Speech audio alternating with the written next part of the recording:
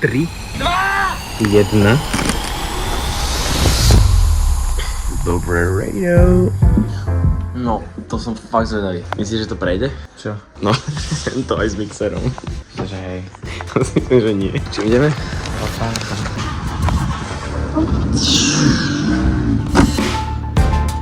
Dobrý den. Nechci robiť taxikára? Taxikáris. Úplne vyzerá jak taxikáris. Ten tu mal, že... Dobrý deň. Myslím si, že teraz je čas predstaviť moje dva trošku problémy, ktoré mám. Prvý z nich je toto, čo má 71 litrov, Ryanair má povolených 40. A druhý problém je, že nesiem mixer. Takže najprv ideme vyriešiť mixer. Ešte mi palce asi, I guess. Dali sme to. Čau mi povedal, že kým mám len jeden mixer, tak je to OK. Idem vám povedať takú moju aktuálnu dilemu. Ani som nevedel, jak mám pomenovať tento vlog, pretože je to taký divný feeling, lebo ako keby sa trošku cítim, že idem domov, proste tam je celý môj život aktuálne v Holandsku, ale zároveň proste môj domov je tu a práve som sa proste rozišli s rodičmi a s bratom a vlastne neviem, že je to akoby idem proste z domu domov. Úplne sa cítim proste tak divne. Neviem to spracovať, že teraz som v takom vojde medzi jedným domovom a druhým domovom. Mám úplne rovnaký pocit, ako som mal v decembri, keď som išiel proste sem na Slovensko kvázi, že domov, že mám úplne rovnaký pocit. Konečne domov, ale akoby ja som bol už doma a idem akoby domov, z ktorého som sa tešil. Proste je to weird. A podľa mňa ma veľa ľudí pochopí, ktorí proste žijú niekde inde, že je to také divné. Ale veľmi sa teším. Vždy sa prebalím a potom mám problém s tým. Proste toho mám veľa. Ale aktuálne som to spravil tak, že tá taška akoby fitla ten checker. Čiže by som mal byť asi safe. A keď som išiel po ceste sem, tak som to proste musel dať niekomu inému kus mojej tašky, lebo inak by sa to tam nevošlo. Chcem stihnúť bus, ktorý ide pol hodinu od toho, jak priletím do Eindhovenu. Nechce sa mi to veriť, ale to je normálne viac svetla, jak v Bratislave. No ešte chvíľu, kým príde bus. Ak som priletel, tak som si tak uvedomil, že to, že jak tu nerozprávajú mojim prvým jazykom. Na jednu stranu je to akoby, že mínus, ty nerozumieš všetkému, čo sa tu rozpráva, s kým. Akoby však ja rozumiem trochu po holandsky, iba trošku.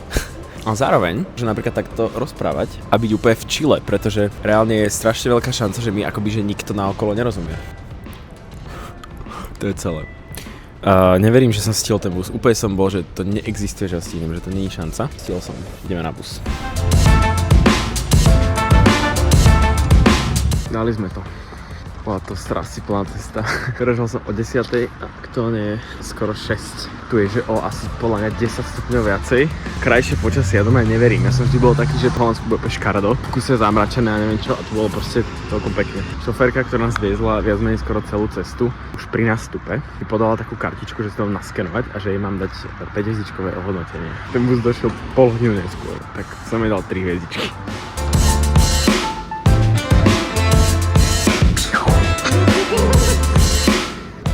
Tam je len tak? Áno, to tam je od dnes. Je to niečo nové? Počkaj, tam, heň to je nové. Tá rúžová blbosť. To je moja kúmaná vlasia. Až te skrab, mami.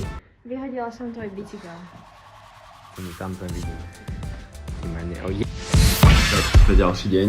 Povedal som si, že to nebudem obmedzovať na jeden jediný deň, keďže včera sa nič také nedialo a možno bude niečo zaujímavejšie v nasledujúcich dňoch. Toto je deň 2, čo vy pozeráte. A dnes je nedeľa.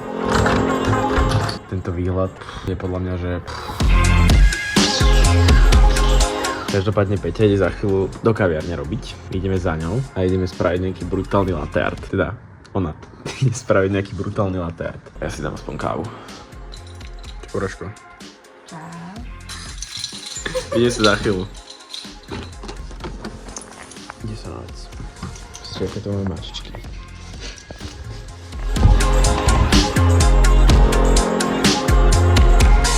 Kokos, aké nádherné počasie. Čo ti dáva? Piu. Som slnko podľa mňa nevidel 2 týždne. OK, videl som, ale bolo ho fakt málo. Už sa blížime. Chceš to nejak okomentovať?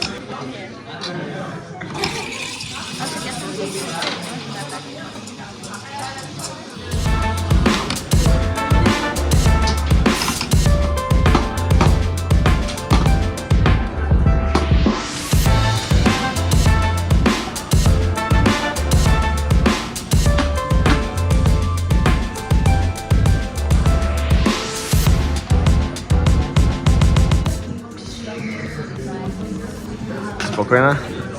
Tak nic. Musím nejako vymyslieť dnešný plán, lebo je krásne. Chcem ísť určite vonku behať, alebo možno ísť aj trošku na bike.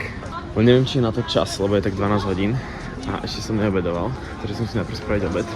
Potom budem musieť byť produktívny do školy a potom pôjdem behať alebo na bike. To je plán. Niektorí vedia, že čo je toto? Táto záhadná skriňa. A prosím pekne, je to kuchyňa. To je akože náročné. Ale však dá sa tu variť asi všetko, takže dáme rýchlu chalovačku. Ideme na to.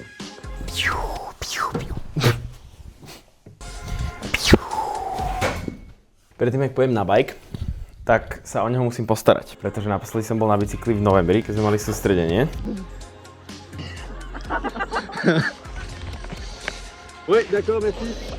Odtedy tu chlap chilloval.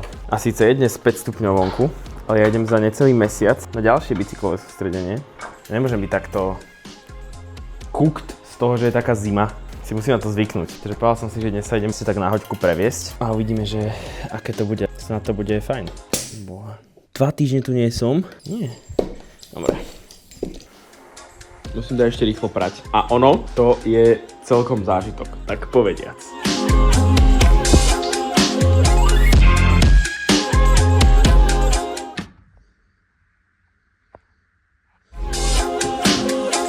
Také, že niečo medzi skladom, kotlárňou, bordelom. Samozrejme, toto nefunguje. Broken. A toto samozrejme tiež už nefunguje. Čiže zo 4 funguje jedna pračka, jedna sušička. A toto? Tuto máme tiež nejaký problém, zjavne. Niekto nevie vykladať vodu zo sušičky. Spravíme dobrý skutok a idem to vyliať niekomu. Mám vždy takú dilemu, keď tu nechám tento gel aj so všetkým, či si to proste niekto nebere. Každopádne toto som spravil dobrý skutok. On the edge. Takže toto je naša práčovňa. Tu sú ešte také miestnosti rôzne, také backdoors, ale tam neviem, či tam túžim ísť. Neviem, či ste videli film, ako sa to volal, Parazit, v takej bohatej domácnosti. Akoby v tej najvyššej čínskej vrstve, kde to bolo, nejaká upratovačka, či čo to bolo, tam v skutočnosti bývala proste v nejakej pivnici. Čak, niekto býva aj tu. No každopádne sa idem z tohto prezliecť do bajkového. Teraz. Ide sa vec.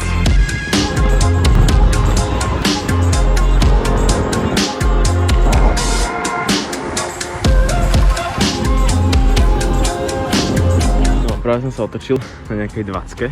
Došiel som do strašne peknej časti takého mestečka veľmi blízko Maastrichtu belgického. Takýto kostolík. Sú tu mega pekné domy. Ja som išiel celý čas po hrádzi. Potom tam bola časť uzavretá, lebo neviem, lebo dačo. Ale v podstate sa to dá hneď napojiť na cyklochodník ďalších, ja neviem, 5 druhov po celom tomto meste. Hej, moc som to ešte neobjavoval, akože za tie 4 mesiace som mohol, ale nejako som to nedal. Toto bolo, že veľmi príjemné. Deň číslo 3 a kreslo číslo 2. Číslo 2. Zavoláš prosím ťa na bránu. Peťa, že vraj dostala defekt, teda ja si myslím, že to je iba toto. Toto nie je bicykel, ale ten závit. Tak som zobral pumpu na prechádzku a ideme spraviť. Ja podľa mňa tam Kamila kreslo. A prečo je vonku? Možno Kamil mal nejakú mysl. Nie je to proste také, že si to môže potom asi to zobrať? Ja si tiež myslím. Naša landlordkyňa má proste brutálne pekné modré Porsche. Proste 911. My nemáme funkčnú práčku. Kto je ten... Toto je ten páchateľ? Toto je ten páchateľ. Ajajaj. Skade to ide? Neviem. To je ďalšie zo série miesta prerobené na niečo iné. No neviem ani, že čo toto bolo predtým.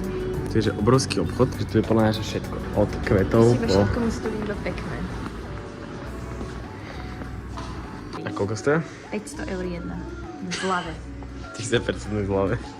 Máme nový kus nábytku. Som chcela tak esteticky rozbaliť. Vyzerá tak málo v tej izbe. Ale však okej.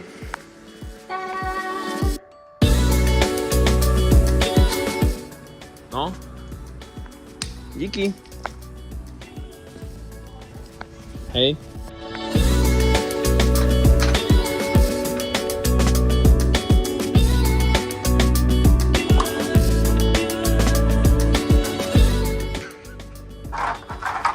Toto ma zabilo dnes. Toto prejadovačka. To vyzeralo tak, že to je pri tomto, lebo hneď pri tom bola... Čo to je nejaká škrupina, či čo to je? No, ideme to vymeniť.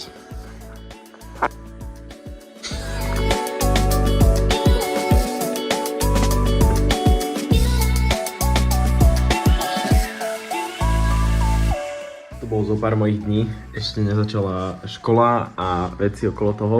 To bolo trošku také. Každopádne určite dáte odber na tento brutálny kanál, pretože ako som slúbil, tak bude vychádzať video každý jeden týždeň až do konca roka. Toto bol tretí týždeň, takže tretie video. Čaute!